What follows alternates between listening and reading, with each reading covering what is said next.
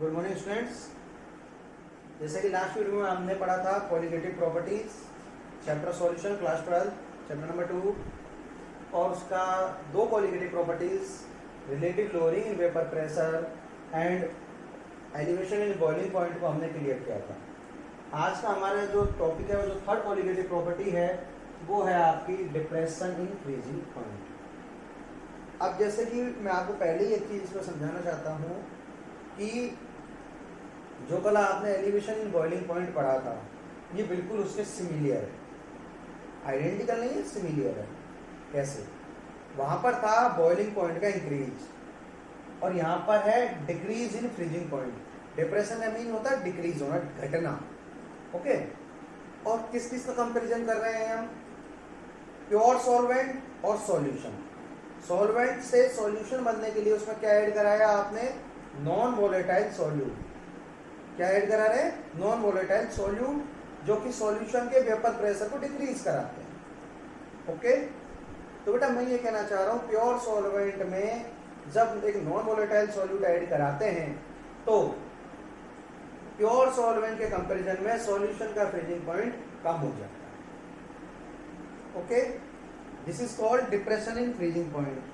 Generally इसको represent करते हैं डेल्टा टी एफ से। Delta T F equal to होता है T F not minus T F, solution freezing point of solution minus freezing point of solvent, and delta T F is directly proportional to molality. Like yesterday, experimentally it's found that delta TF is directly proportional to molality. For removing proportionality sign, we use a constant Kf, and the value of Kf is delta TF upon m. Okay, side change only. And what the Kf is called here? Kf को क्या बोलेंगे?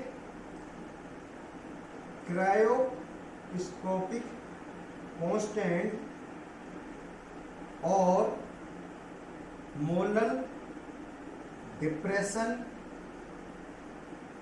Constant. 2016 में 1 mark का question CBSE में पूछा जा चुका है, what is cryoscopic constant. Okay, उसके बाद हम आगे देखते हैं।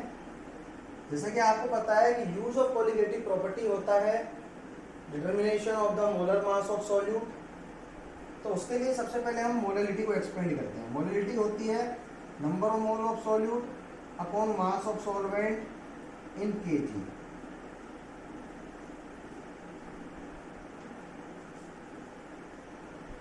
एनबी क्या है बेटा आपका? Given mass upon molar mass into WA in KG.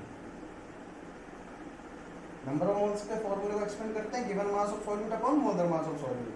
WA as it is है बेटा। जैसा कल भी हमने किया था कि केजी में है।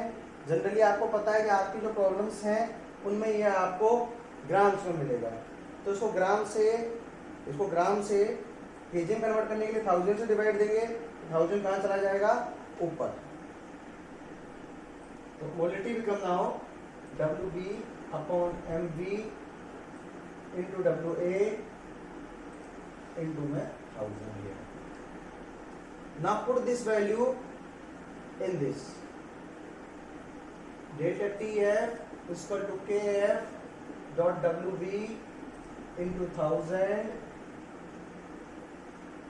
MV into WA, and the MV is here now, only the side change. Delta TF into WA, कुछ नहीं करना है, केवल इन दोनों का साइड चेंज कराना, क्रॉस मल्टीप्लाई में। तो बेटा आप देख सकते हैं बाय यूजिंग दिस प्रॉपर्टी हम किसी भी सॉल्यूट का मोलर मास डिटरमाइन कर सकते हैं। अब यहाँ पर हमारे सामने क्वेश्चन ये आता है कि हम किसी भी सॉल्यूट का मोलर मास डिटरमाइन कर रहे हैं तो वो उसका यूज क्या है। देखिए थ्योरेटिकल मासेस हमारे पास होते हैं और वो कितने करेक्ट हैं उनकी एक्यूरेसी का पता लगने के लिए प्रैक्टिकल मेथड्स जरूरी है।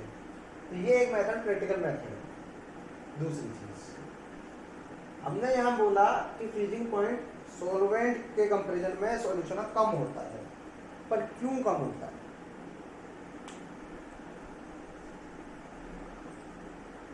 बेटा देखिए, सॉल्वेंट का वेपर प्रेशर, प्योर सॉल्वेंट का सॉल्यूशन के कंपैरिजन में होता है ज़्यादा, क्योंकि सॉल्वेंट में कोई नॉन वोलेटाइल सॉल्यूट प्रेजेंट नहीं है, सॉल्यूशन में प्रेजेंट होते हैं जो कि वेपर प्रेशर को कम कराते हैं।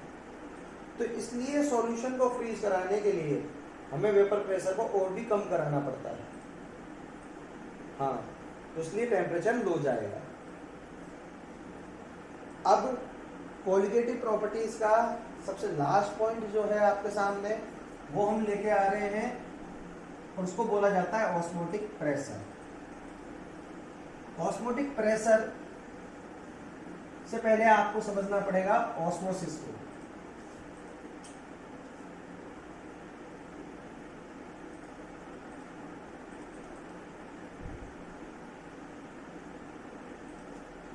This is denoted by pi.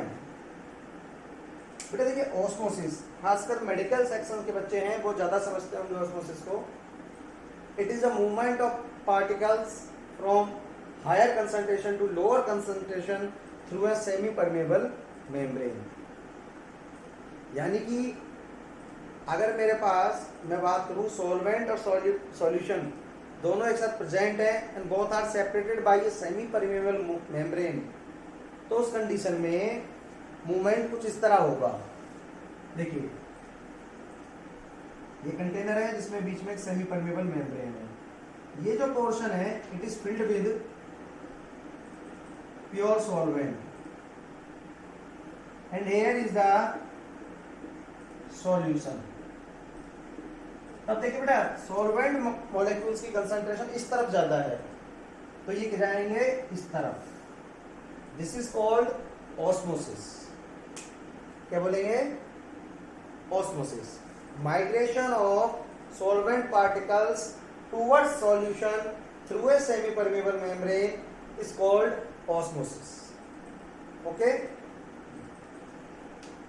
अब देखिए बेटा, ऑस्मोसिस का अगर ऑस्मोसिस हो रहा है, लेकिन मैं ये चाहता हूं कि ये कंटेनर इसी तरह रहे और इसमें ऑस्मोसिस भी ना हो, तो इसके लिए हमें क्या करना है, यहाँ पर हम एक पिस्टन लगा देते हैं और वो पिस्टन क्या करता है बेटा, एक प्रेशर एक्सर्ट करता है जो कि इस ऑस्मोसिस की प्रोसेस को रोकता है।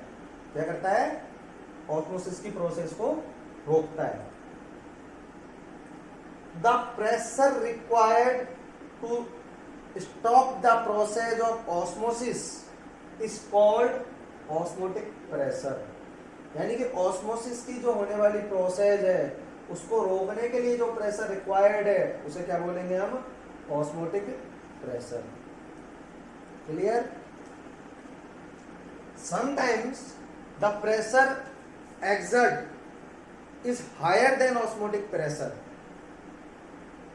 then what happen? देखिए बेटा, कंडीशन ये कह रही है कि एक प्रेशर का अमाउंट ऑस्मोसिस को रोकने के लिए रिक्वायर्ड है, वो आपने लगा दिया, ऑस्मोसिस रुक गया। लेकिन लगने वाला प्रेशर या लगाए जाने वाला प्रेशर उस ऑस्मोटिक प्रेशर से भी ज्यादा है, यानी जो रिक्वायर्ड प्रेशर है उससे भी ज्यादा है, तो क्या होगा? तो बेटा उस कंडीशन में फिर से ऑस्मोसिस होगा, but this time in reverse direction, which cause osmosis in reverse direction. This is called reverse osmosis. इसे क्या बोलते हैं बेटा? Reverse osmosis. इसी रिवर्स ऑस्मोसिस के फिनोमिना में आपके घर में जो आरओ वाटर प्यूरिफायर्स लगे हुए होते हैं वो वर्क करते हैं। Keep in your mind always. दूसरी चीज, इसका एक सिंपल सा एक्टिविटी है, रिवर्स ऑस्मोसिस के बेस पर सॉल्ट सी वाटर या साल्टी वाटर को फ्रेश वाटर में कन्वर्ट करने की भी कोशिश की जाती है। या हम ये कह सकते हैं कि सी वाटर को फ्रेश वाटर में रिवर्स ऑस्मोसिस की प्रोसेस से कन्वर्ट किया जा सकता है। Okay, now pi is the osmotic pressure and pi is equal to CRT. C is the concentration, C is the concentration, R is the universal gas constant is the temperature. Clear है? Now what is C? C is equal to N upon V, and what is, now put this value here, y becomes N upon V RT, and what is N? Solution की concentration है तो NP होगा बेटा। NP means WB upon molar mass of solute RT। देखिए बेटा, N होता है number of moles of solute and volume of solution. Okay बेटा, नंबर ऑफ मोल्स को एक्सपेंड करेंगे given mass of solute upon molar mass of solute. यहाँ से आप निकाल सकते हैं MB, और MB क्या हो जाएगा आपका WB RT upon pi into V। This is called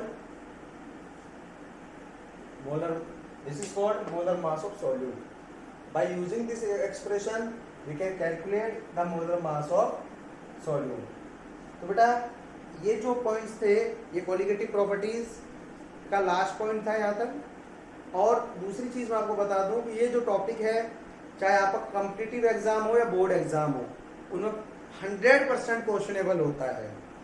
secondary एक चीज और मैं आपको यहाँ बताना चाहता हूँ कि जो आपके CBSE बोर्ड एग्जाम से मेनली उनमें न्यूमेरिकल पक्का इन क्वेश्चन इन कोलिगेटिव प्रॉपर्टीज पे हर साल आता है। और आपके एनसीईआरटी टेक्स्ट बुक में अगर आप देखते हैं तो एक्सरसाइज में बहुत से क्वेश्चन, और there is a very huge range of the questions in your NCERT exercise which can be solved and which are related to these equations expressions. तो हमें इनको सीखना है और इनको सॉल्व करना है। अपकमिंग वीडियोस में हम आपको इससे जुड़े हुए न्यूमेरिकल्स सॉल्व करके दिखाएंगे। Okay, till then, goodbye and be happy.